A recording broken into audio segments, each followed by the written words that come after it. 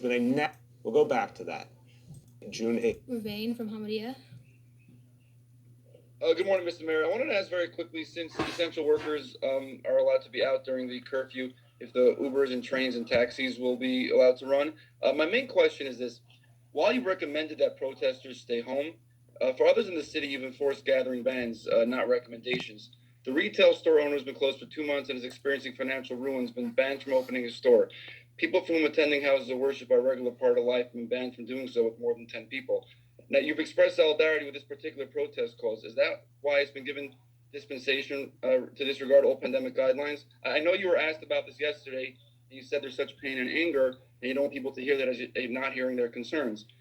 What about the retail store owner facing imminent financial ruin, or the religious person who can't attend the house of worship? What about their pain and anger? So, Mr. Mayor, are we in a pandemic or not? And do we have one set of rules for protesters and another for everyone else? Thank you. Thank you. You're a smart guy asking a smart question, but I'm going to tell you that anyone who thinks there's different rules for different people, again, is not trying very hard to see the reality. And I'm just not going to hold back. If you guys want to really work hard to miss the reality, be my guest. But everyday New Yorkers can see what's going on. We're in the middle of a national crisis, a deep-seated national crisis. There is no comparison. I'm sorry, I do feel for the store owners. I really do. I know a lot of the store owners. And I'm so happy that on Monday we're going to start to open up. The minute we thought we could give relief. And I want to tell you, in the middle of all this, we're talking about the pandemic. I haven't in the last days talking about our thresholds because there's been so much else going on. But let me take a moment to answer your question in part with this. 3 indicators, thresholds we do every day. The daily number of people admitted to hospitals for suspected COVID-19, all of New York City. The latest report, 40 patients, 40 out of well over 8 million people, 40. Below our threshold of 200. The daily number of people in our public hospital ICUs, that threshold is 375. Today is 354 people. The percentage of people tested positive for COVID-19, as more and more testing is being expanded literally every day in this city, 4%, lowest we've ever seen, 4%. So, Ruvain, I want to make clear, before Thursday, which was not that long ago, my friend, we were doing one thing only, fighting back this disease for everyone's benefit. And I want to say, state and city, governor and I have been totally united that we had to have a strict, strong approach to get to these numbers. Didn't happen by accident. So you could say, oh, couldn't we have done stores? And I appreciate how painful it's been for people to be missing religious observance.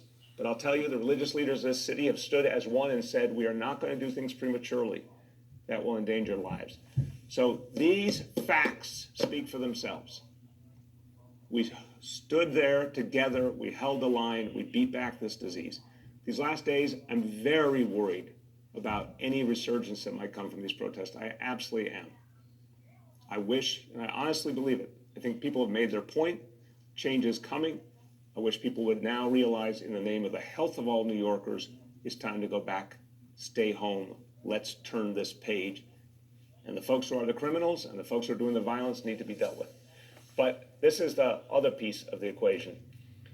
When you see a nation, an entire nation, simultaneously grappling with an extraordinary crisis seated in 400 years of American racism, I'm sorry, that is not the same question as the understandably aggrieved store owner or the devout religious person who wants to go back to services. This is something that's not about which side of the spectrum you're on. It's about a deep, deep American crisis. We have never seen anything quite like what we've seen in the last few days.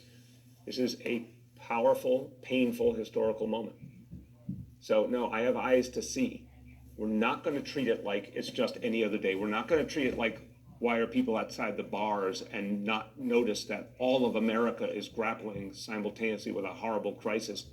Sorry guys, there's a world outside New York City. So we're dealing with this.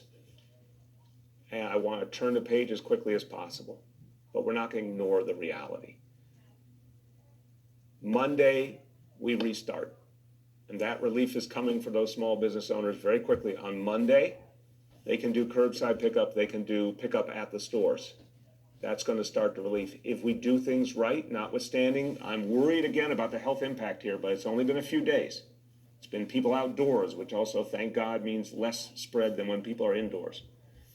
I want to get past this and go back to doing the work we're doing. We keep doing the good work fighting back this disease, then the next phase happens. And all those store owners you're talking about are back in business as usual. It does not have to be far away. The religious services come back. That does not have to be far away if we do the work together, and we will. The transit issue, the essential services, all the essential workers have to keep doing their work. They go to and from work. That's absolutely appropriate any hour of the day. All the transit that makes that happen, that's absolutely appropriate. So the things that allow the essential activities of this city to go on will continue unabated despite the curfew.